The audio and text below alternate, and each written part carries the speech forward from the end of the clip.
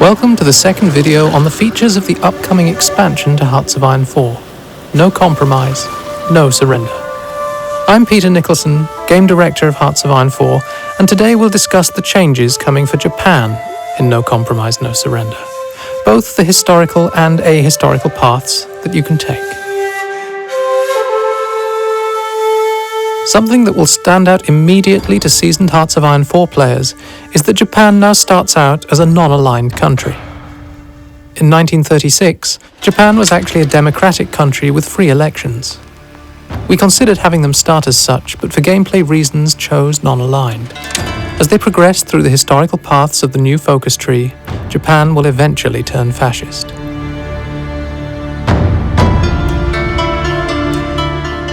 Next, we've made significant changes to the national spirits of Japan.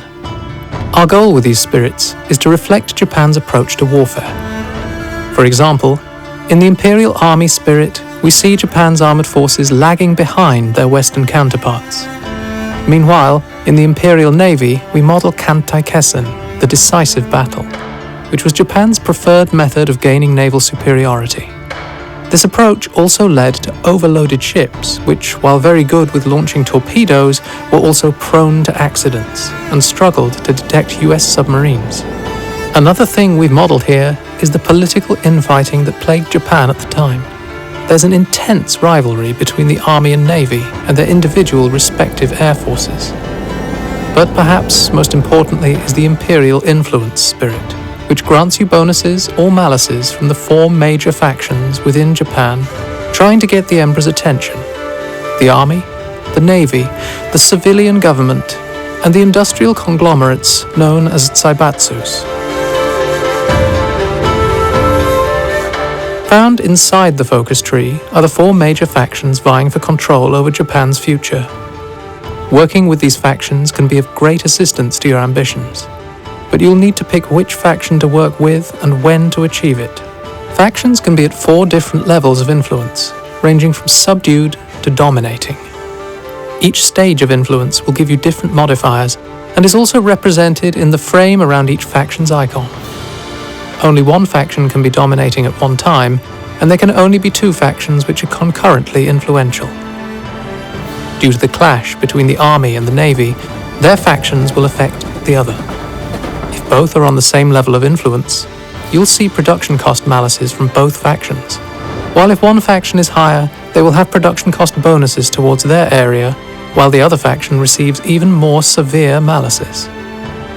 The influence level of the factions will not only determine the bonuses you receive, but may also determine which focuses you can take, and the bonuses received from those focuses. You can affect the level of influence by completing focuses, or spending political power to endorse or suppress a faction from within the Imperial Influence window. Factions may also send you demands which, if completed, will grant those factions additional influence, or if failed, will reduce it. Use the factions to your advantage in shaping your nation. Perhaps you'll find that Zaibatsus to be of use when trying to build up your production. While the Navy could of course prove useful if you're preparing to launch a naval invasion on Bulgaria.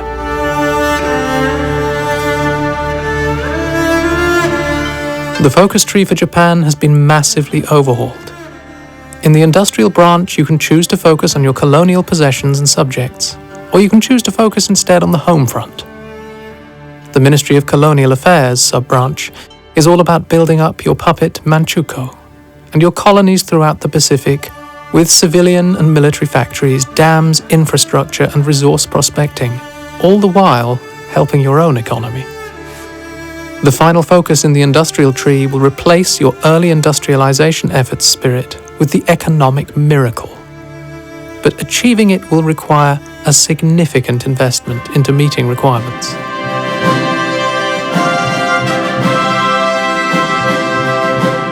Building up your industry is important to support your war machine. Both the Japanese Army and Navy focus on striking hard and fast to overwhelm their enemies. Once you've finished the Imperial Defense Plan, you'll get temporary national spirits whenever you declare a war in a neighboring country or a country with capital ships. As previously mentioned, the Japanese tanks were lagging behind their Western counterparts. But in your playthrough, it doesn't have to be that way. Going down the Army branch, You can choose to rely on infantry offensives, or you can reform the army, incorporating more and better tanks into your armed forces. Depending on how you prefer to play and how the war is going, you can also choose to pivot towards defensive measures, or you could strengthen the supply lines and go on the offensive. The new Air Force branch of the focus tree will finally let Japan players develop the Zero-Sen fighter aircraft, and by supporting aluminium alloy production, you can make them even better. Modern bombers allows you to take advantage of your almost certain aerial superiority in the Pacific theater, and by completing improved the Type 91 aerial torpedo, you'll be able to more effectively attack ports. That torpedo was designed for attacking shallow harbors. Towards the end of this branch, you'll be able to move the air forces out of the Army and Navy and unify them. In the naval branch, you'll decide how your naval game is going to play out.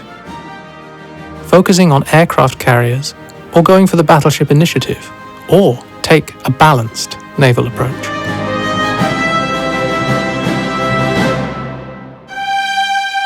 For all of the political branches of Japan's focus tree, you start with the Kodoha, or Imperial Way political faction, preparing for their coup d'etat. Once the coup starts through a series of events, the outcome you choose affects which path you're going down. This will automatically complete the first choice of 3 mutually exclusive focuses, either the historical, Kodoha, or anti-military paths, the latter of which will later allow you to choose between democracy or communism. The historical path shares its foreign policy branch with the Kodoha path, and is divided into 3 sub-branches: Northern Expansion, Southern Expansion, and Western and Chinese affairs. Expanding north or south is not a mutually exclusive choice, but instead have certain time gates, or the naval and army factions respectively holding a certain amount of influence within them. Another change for Japan is that now, instead of always having full control of when or even if you invade China, you may have to start a war whether you like it or not. The Kwantung Army is always looking to expand their sphere of influence. This means that though you can choose to delay or start it early, historical Japan cannot avoid an oncoming conflict with China. In the branch which deals with the internal politics of Japan, you'll find a country going through a tumultuous period. Ministers within the country are at constant odds with each other, as some try to empower the military while others stand against them. As the player, you can choose to support the civilian cabinet or follow history and favor the military. This will eventually lead you to your choice of factions, which can later down the line be reformed into the Greater East Asian Co-Prosperity Sphere. At the end of the historical path, you will find yourself adopting fascism as the ruling ideology, and a choice of who should lead the nation: Tojo, Yamamoto, or the Emperor Showa himself.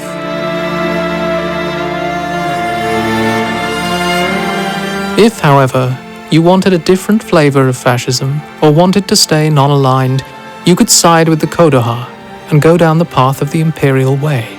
You'll have access to the same foreign policy branches as the historical path does, but focuses less on puppets and more on direct control over land, for example, like the annexation of Manchuria.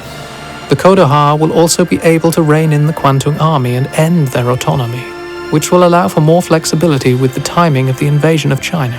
The path ultimately culminates in the propagandization of the Japanese mythological founding tales and the rapid indoctrination for a final war which will engulf the globe.